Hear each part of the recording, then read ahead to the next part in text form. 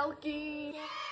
Ako vidíte, mám tu tieto všetky masielka, ktoré som vám spomínala. Že sú najlepšie, si ideme spoločne ochutnať. A mám tu aj svoju pomocničku maminu. Ahojte. Máme tu aj takéto mini lievančeky. A máme to, že nakrájený banán. Ten banán vloží do toho cesta. Hodíš to na panvičku z jednej z druhej strany. A máš takéto krásne malinké lievančeky. Poďme na to. Ktoré prvé? Rúžové. Rúžové. Ja vám poviem prečo rúžové, hej? Lebo je najlepšie. Že máme najviac chutí toto. To je moje obľúbené maliny a je to aj také sladké, ale aj také kyslasté, osviežujúce. Keďže tam skoro nič nemáme, tak... Viete, kto to zjedol?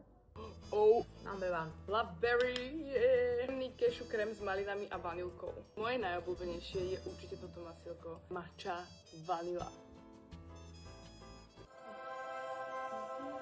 Ľudia, čo máte radi matchu, skúste, to je vynikajúce. Pistachio cream.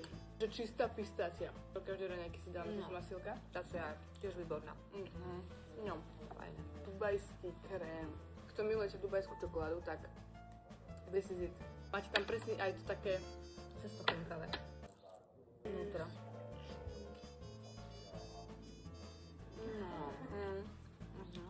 No. Úplne ako dubajská čokoláda. Perfektné. Ďalej tu máme slaný karamel a čokoládu, priatelia.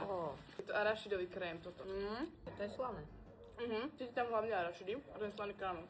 Peanut butter topping. 100% peanut from Argentina. Wow. To je také jemné. Také dobré. Teraz to ideme zoradiť. Podľa najlepšieho. Lepšie je tento dubajský. Potom tento. Potom pistácia. Tento a potom tento. Za mňa number one matcha. Pistácia.